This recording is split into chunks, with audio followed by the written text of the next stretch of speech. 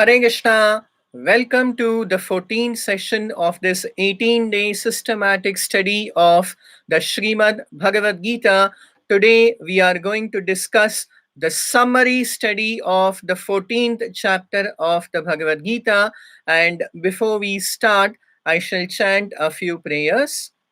ॐ अज्ञानतिमिरान्धस्य ज्ञानाञ्जनशलाकया चक्षुरुन्मीलितं येन तस्मै श्रीगुरवे नमः।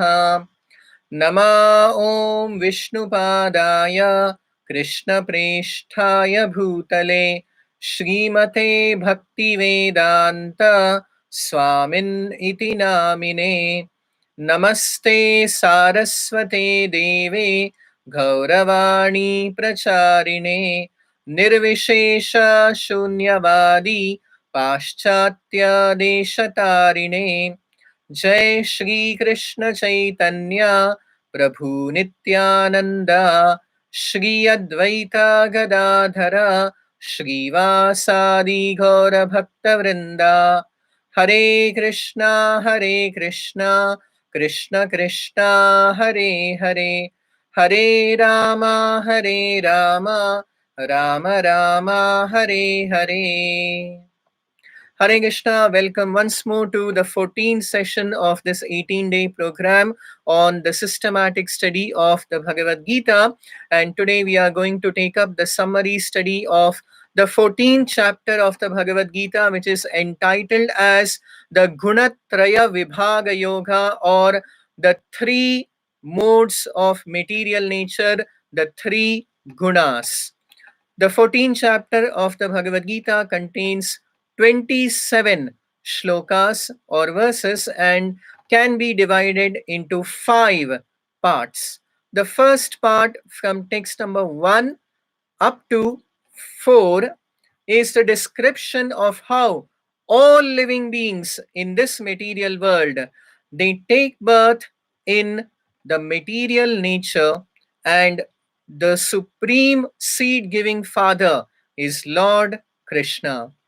Section 2, from text number 5 to 18, explains how material nature or prakriti consists of three gunas, the three modes of nature that bind all living beings to the cycle of repeated birth and death. Lord Krishna defines and explains the general characteristics, the symptoms of these three modes of nature, and how they influence and condition and thus bind the jivatmas. It is also explained in this section the fate of such conditioned souls after death. Section 3 of the 14th chapter is from text 19 to 20.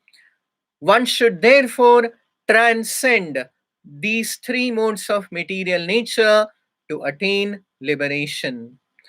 Section 4 of the 14th chapter is from text 21 to 25, wherein Arjuna asks Krishna three questions. What are the symptoms of one who is transcendental to the three modes of nature? What is his behavior? And how does one transcend these modes?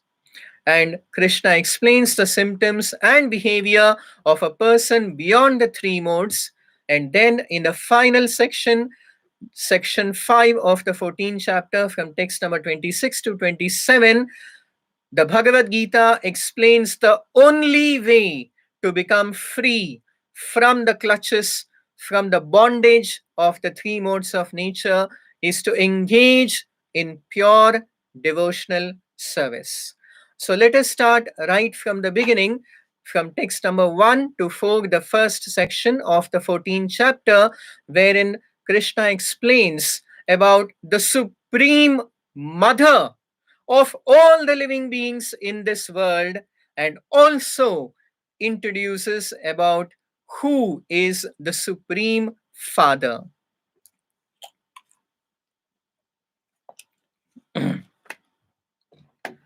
The 14th chapter of the Bhagavad Gita begins with again a very important statement by the Supreme Lord Shri Krishna. Shri Bhagavanu Vacha Param bhuyah pravakshami jnananam jnanamuttamam yadgyatva munayas sarve param siddhimito gataha. Krishna first explains the nature of the knowledge that he is going to describe and explain in this chapter to be again belonging to the topmost, to the uh, Jnananam Jnanamuttamam, to the best knowledge which he has been explaining right from the ninth chapter onwards.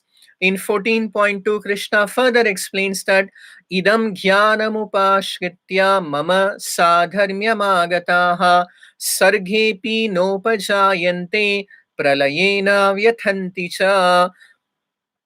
Idam jnanam upashritya, by taking shelter of this knowledge, as explained in the 14th chapter of the Bhagavad Gita, one can attain the supreme perfection of going back to the spiritual eternal kingdom of God, and one never again takes birth in this material world, which is subject to repeated sarga and pralaya, to creation and destruction.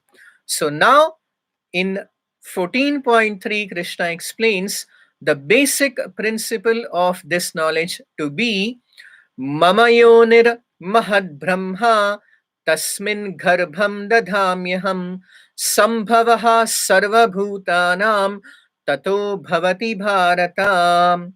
Sambhavaha Sarvabhutanam. Sambhava means the generation or the creation or the birth.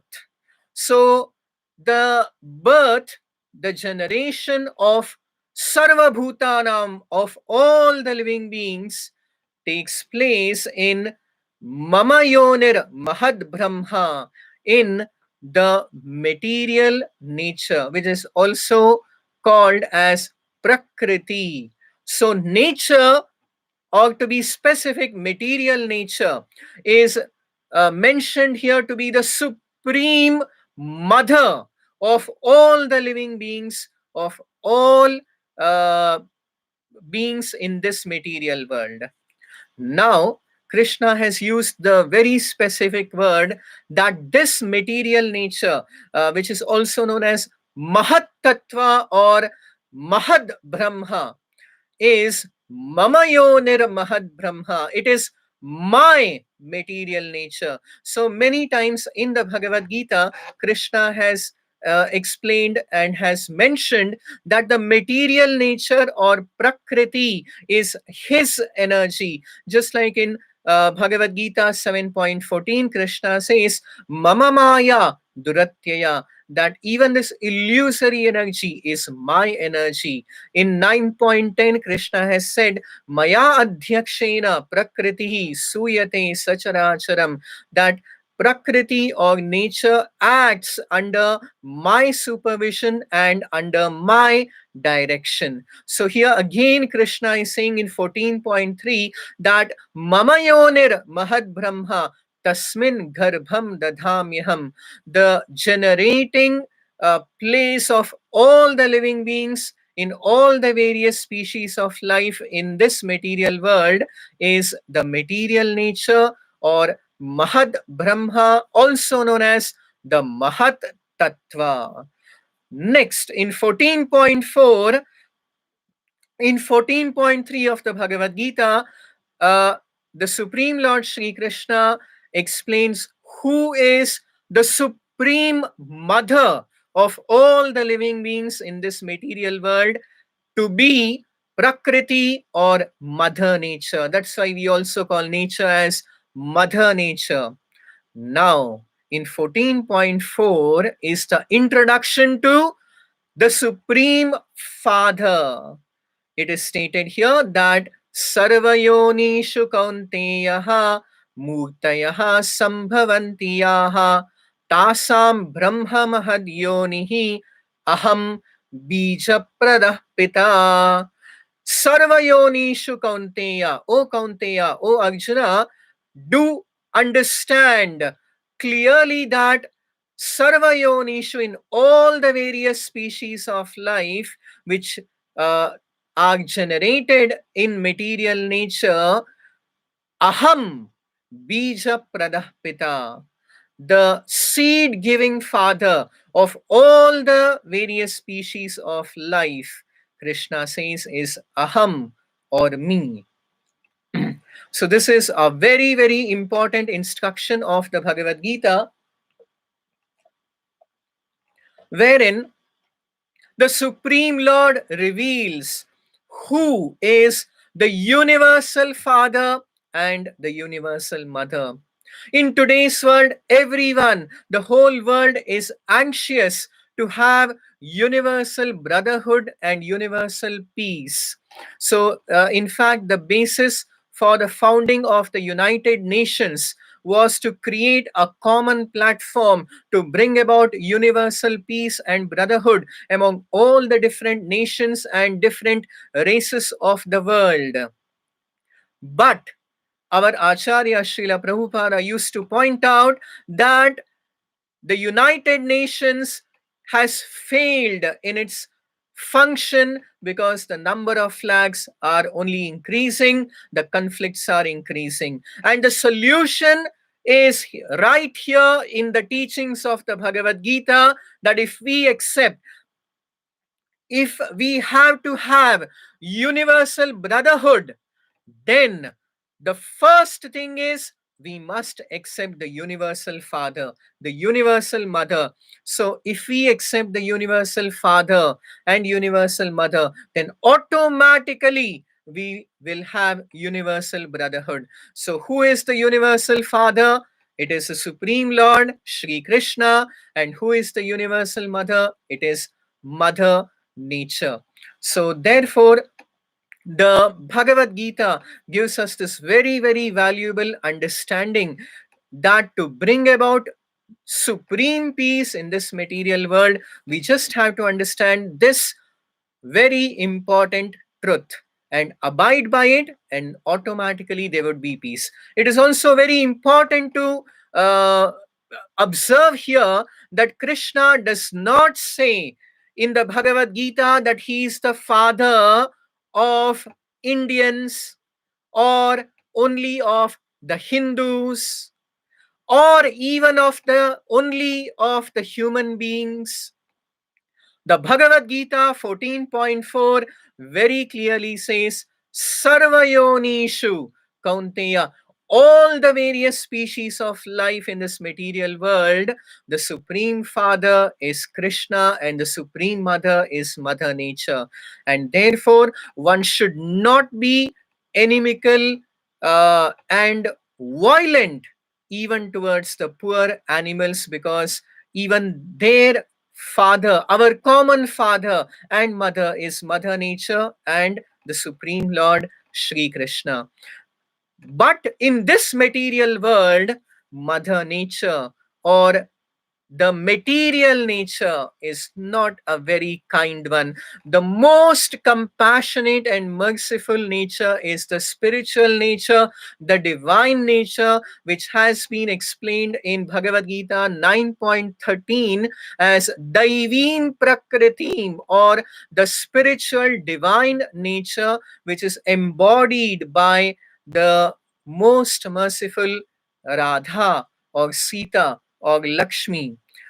In the material world, this Mahad Brahma Prakriti, the material nature, actually has got the thankless task of keeping all the living beings in material bondage. And therefore, another name of this Mother Nature, material nature, Mahad Brahma, is Mahad Brahma Prakriti name is Durga.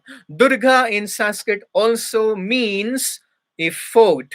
So Mother Durga has created a very formidable and almost insurmountable fort of this material world. mainly consisting of three items. They are like very, very strong and powerful shackles that bind the living entity. What are these three factors which have very strongly and powerfully kept all the living beings in material bondage? They are mentioned and explained in Srimad Bhagavatam 1.13.46 as Kala Karma Gunadhino Dehoyam Pancha Bhautikaha.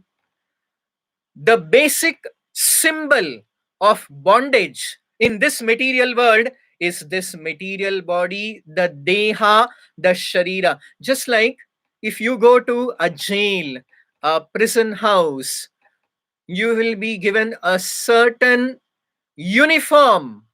A uniform is given for all the criminals of the jail or the prison house. Likewise, for this Karagraha, for this Durga of this material nature, of this material world, of this samsara, the jail dress, the uniform of all the Baddha Jivatmas, of the conditioned living beings, is this Deha, the Sharira, the material body which is composed of Deho Ayam Pancha Bhautikaha, which is composed of the Pancha Mahabhutas of earth, water, air, fire, and sky.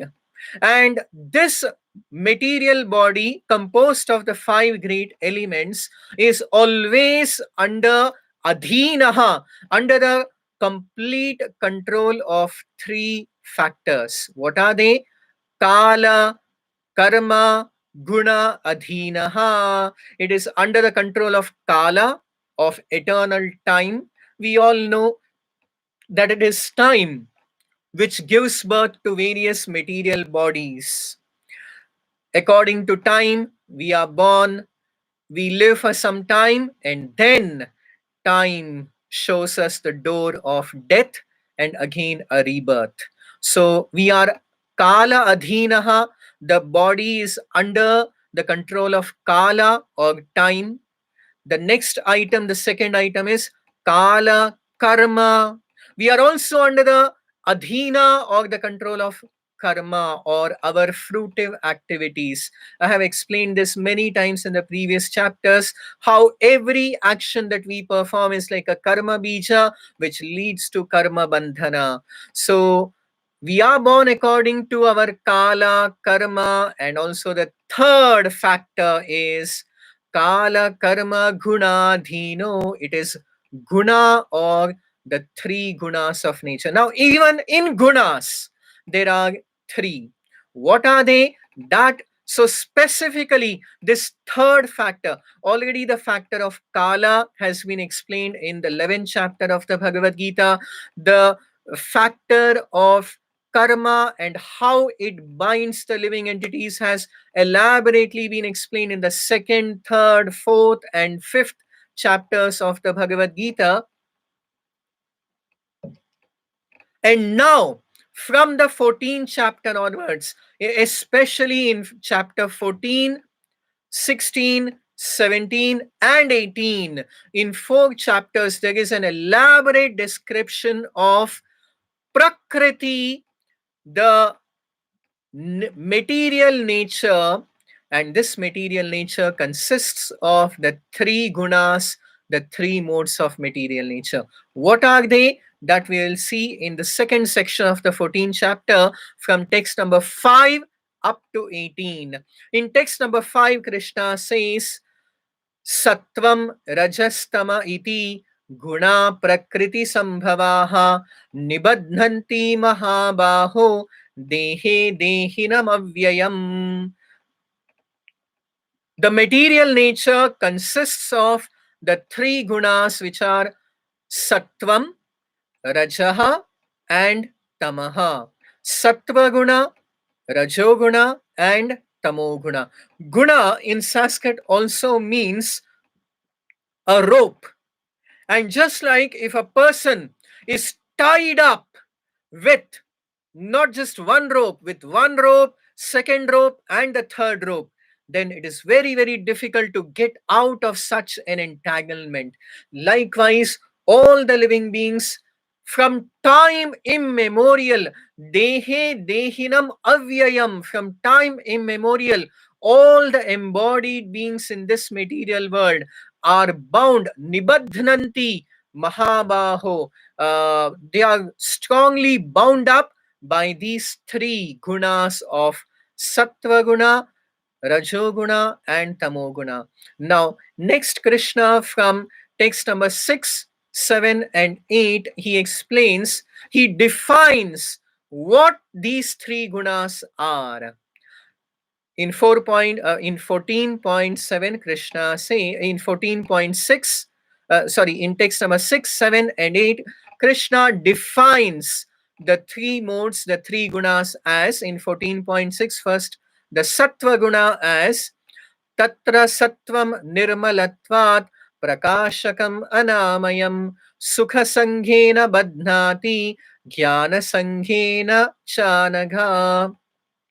Sattva guna is the best guna of the three, but nonetheless it is badhnati. It is also a cause of bondage. It is also a rope. So either you may be shackled with iron chains or silver chains or gold chains.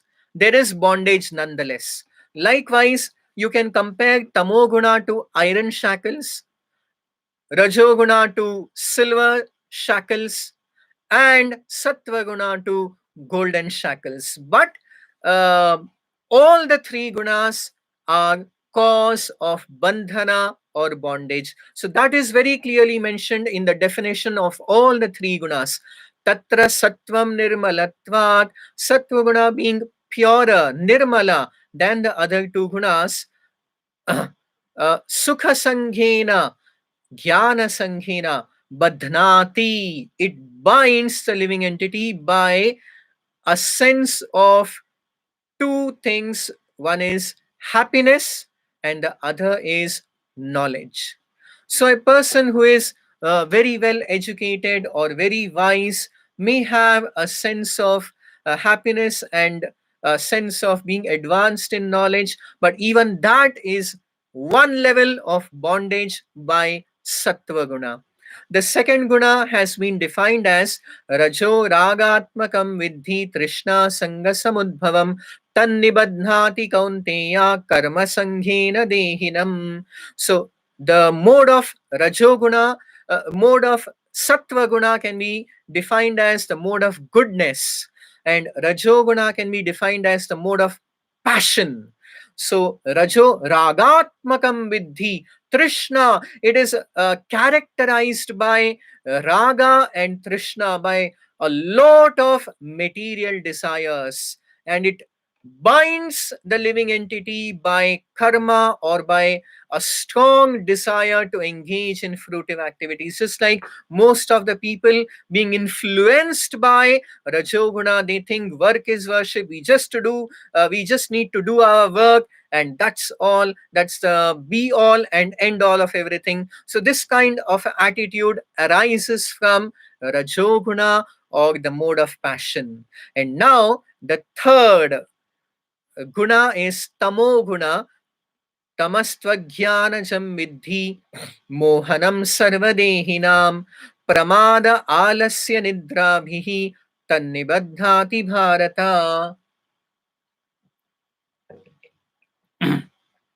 The worst among the three gunas is tamoguna, the mode of darkness, the mode of ignorance. It is born of ajnana, of ignorance, tamastvajnanajam vidhi mohanam sarvadehinam, and it is also the great delusion, illusion of all the living beings, and it binds a person by pramada, by madness, alasya, by laziness, nidra bihi, and by the tendency to sleep a lot.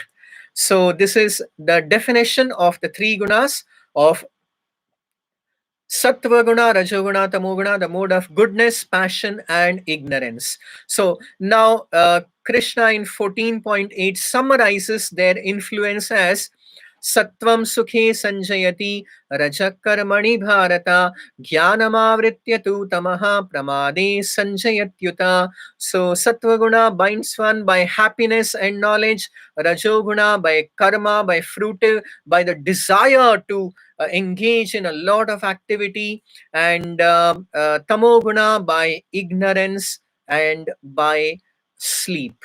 So, but in 14.9, Krishna further explains Rajastamascha vibhuya sattvam bhavati bharata rajas sattvam tamaschaiva tamas sattvam rajastatha.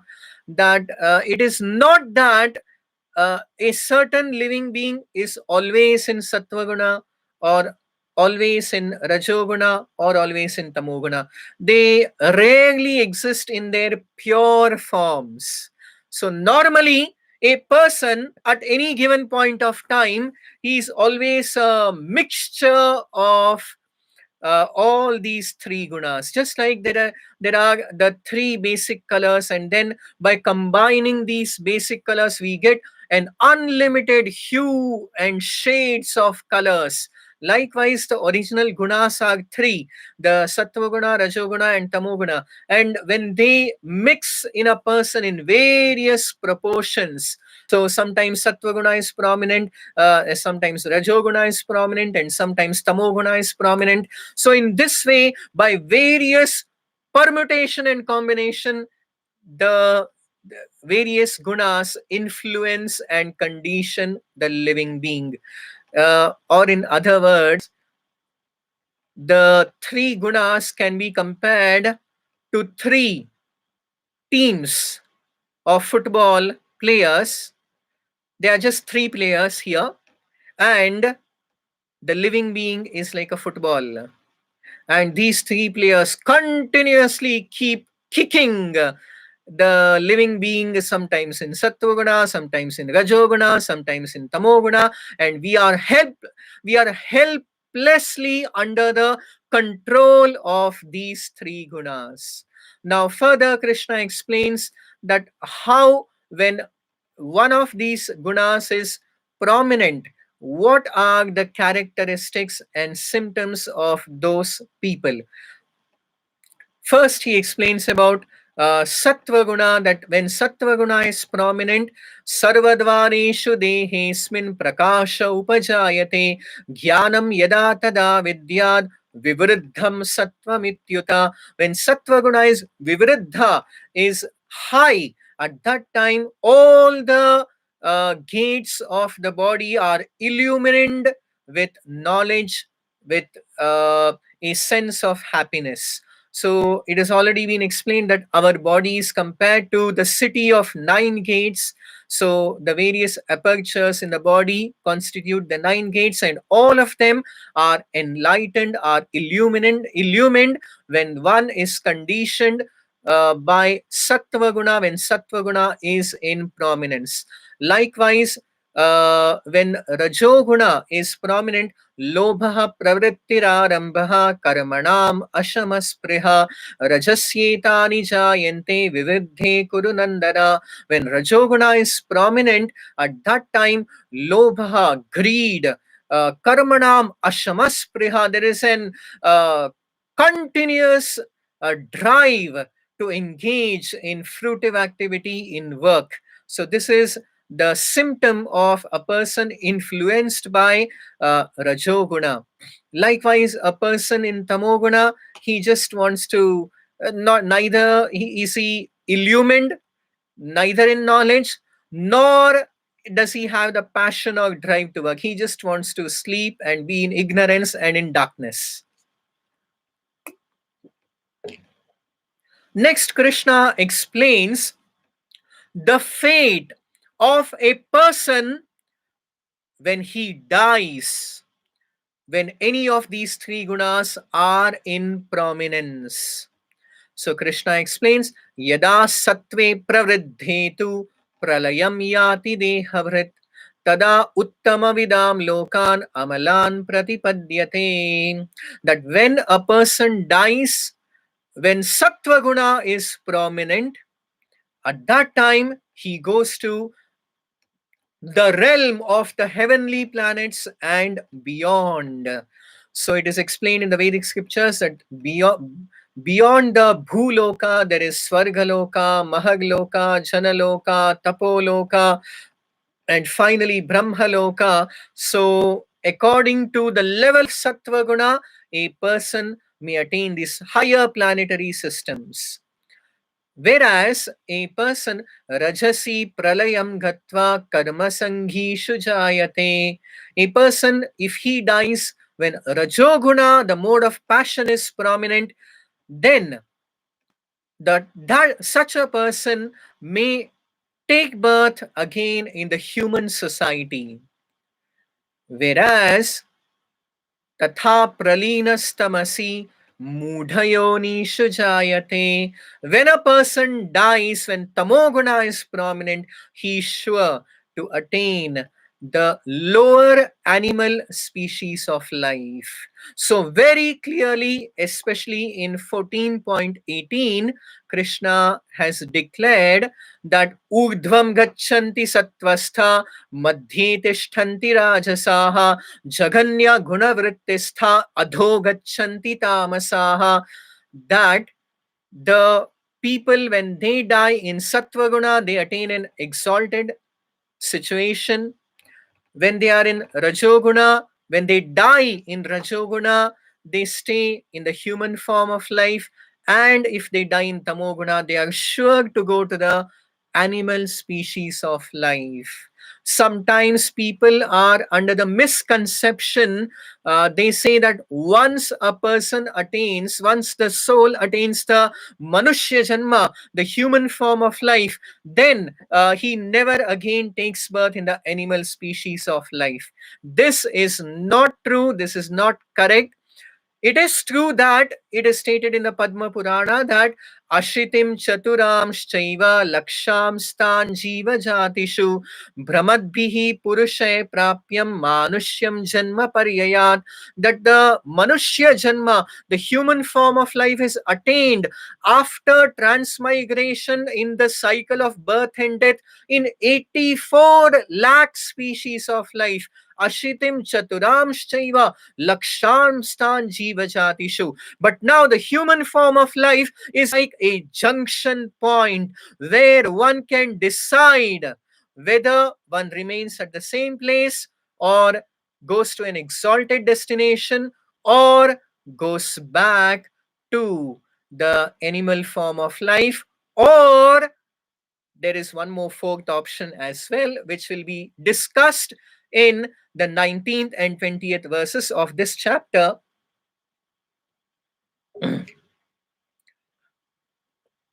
Now, a person who is in Rajoguna, he would take birth in the human form of life. A person in Sattvaguna, if he dies, he takes birth in the heavenly planets. And if one dies when Tamoguna is prominent, he goes back to the abominable animal species of life. So it's such a the greatest loss that after undergoing transmigration in 84 lakh species of life, we attain the Manushya Janma, we attain the human form of life, the one and only chance and opportunity to become free from Punarjanma Chakra and to attain moksha or liberation. And if we do not utilize it, we go back again to this same cycle of birth and death in 84 lakh species of life. So, humans who do not take up the path of spiritual life seriously are actually doing the greatest harm and loss for themselves. So, now, in the third section of the 14th chapter, text number 19 and 20, Krishna explains that these are not the only way to die and the only three destinations after death. The fourth, The best one is Nanyam Gunebhya Kartaram Yada Drashtanupashyati Gunebhyascha Param Meti Madbhavam Sodhigachati.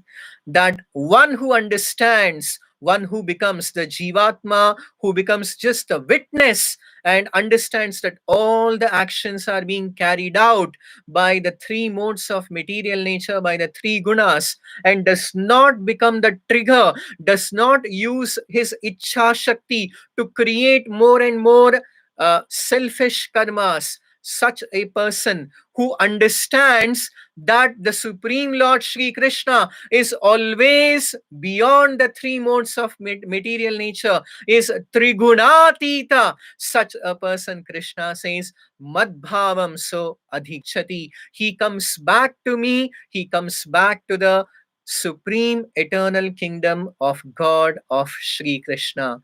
Jara marana mokshaya mama shritya yatantiye te brahma tadvidu kritsam adhyatmam karma chakhilam.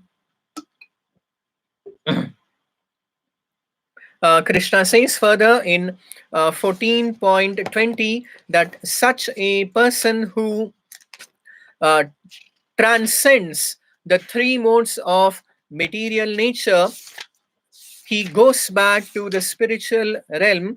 Gunan etan atitya trin dehi deha samudbhavan janma mrityu jara dukher vimukto amritam that such a person can transcend the Gunan etan atitya. He can transcend the three modes of material nature and also escape the horrible conditions of repeated birth, death, and old age and disease. Jara, Marana Mokshaya, Saha Amritatvaya Kalpate. He attains the eternal, deathless kingdom of the Supreme Lord. So now moving to the fourth section of the 14th chapter from text number 20 to 21 to 25 in the 14th chapter. In 14.21, Arjuna again asks a very important question. In fact, he asks three questions to Krishna. Arjuna uvacha Kairlinge strin gunanetan atito bhavati prabho kim acharaha katham chaitan strin gunan ativartate. The first question is Kair linge strin gunan atito bhavati prabho. Krishna, please explain to me what are the symptoms of a person who has transcended the three modes of material nature, the three gunas. The second question is Kim Acharaha? What is the behavior of a person who is beyond the three modes of material nature? And the third question is Katham cha etan trin gunan ativartate. That what is the means to become free from these three modes of material nature? What are the symptoms? What is the behavior? And what is the way to become free from the three modes of material nature? So from text number 22 to 25, Krishna explains the symptoms and the behavior of a trigunatita, of a person beyond the three modes of material nature as prakasham cha pravrittim cha mohameva cha pandava nadveshti sampravrittani nanivrittani kankshati udasinavadasinam guneryo na vichalyate gunavartanta ityevam yovatishtati nengate. So, first of all, the symptoms of a person beyond the three modes of material nature are, they are explained in text number 22 and 23 as the three characteristics of the three gunas are prakasham, prakasham cha, pravrittim cha, moham. They are illumination, and then it is a pravritti or strong inclination for fruitive activity, and the third one is moha or ignorance. So A person who is beyond these three modes of material nature, but he may still be in the material body. So when pravrittani, when the three modes of of nature, they are working, he neither despises them, nor when they are absent. When a certain guna is absent, neither does he aspire to be in that guna. So he simply sees all these interactions of the material body with the gunas. He is just a witness. Yona hrishyati, na dveshti, na shochati, na kankshati. So in this way, udasinavad asino, he is completely neutral. Udasinaha vad asino guneryo na vichalyate. He is undisturbed and unagitated by the flow of these gunas. And what is the practical behavior of a trigunatita person? A person who has crossed, who has become free from the clutches of these three gunas. That is explained further as samadukha sukha swastha samaloshtrashma kanchanaha tulya priya priyo dhiraha tulya nindatma samstutihi manapamanayostulyah tulyo mitrari pakshayoho sarvarambha parityagi gunatita sa uchyate. A person is gunatitaha, beyond the three modes of material nature, when he is completely equanimous, he's equipoised in sukha, dukkha, towards wealth and towards even gold or stone, or between his enemies and friends, and in all the dualities of this material world. He's neither towards the positive nor towards the negative. He is completely neutral. So such a person is gunatitaha, or beyond the three modes of material nature.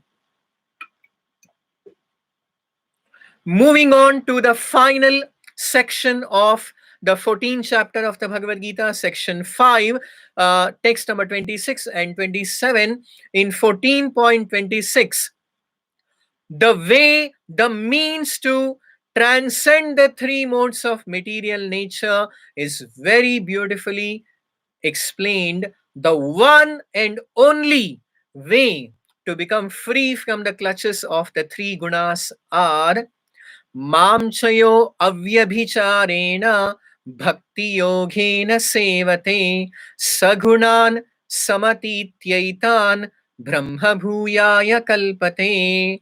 That one who engages in unflinching and unalloyed pure devotional service unto me, mam chayo avyabhicharena bhakti yogena sevate. One who engages in unflinching, unalloyed devotional service to the Supreme Lord Krishna, sagunan samatityaitya. He immediately becomes free from the clutches of the three modes of material nature, and brahma bhuyaya kalpate. He attains the status of Brahman.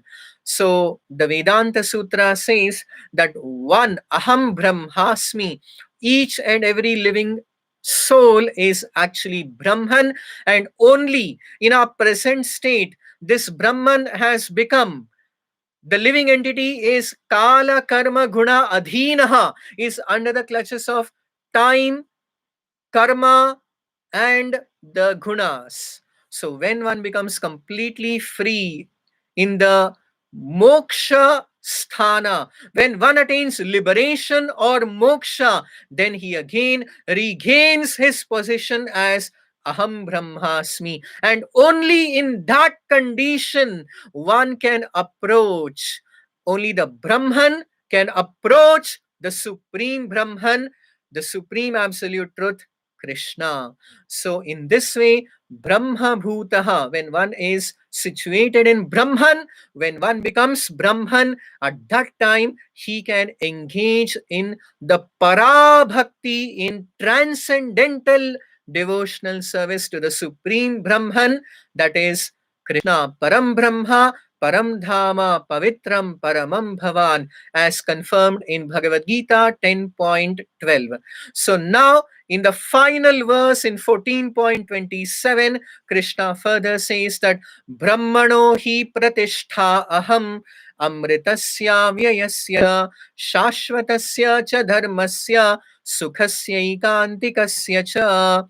uh, Krishna now makes such an important declaration in the whole Bhagavad Gita that he is the basis of Brahman, of the Brahma Jyoti, of all the Brahma Chitkanas, of all the living beings. So all varieties of Brahman are under the Supreme Brahman, the Supreme Lord, Shri Krishna. Brahmano hi pratishtha aham amritasya avyayasya cha shashvatasya cha dharmasya sukhasya ikantikasya cha. So only when one realizes that one is Brahman, one can, the living entity, the Brahma Chit Kana, Anu Brahma, can connect oneself with the Vibhu Brahma or the Parabrahma, the Supreme Lord, Shri Krishna, and engage in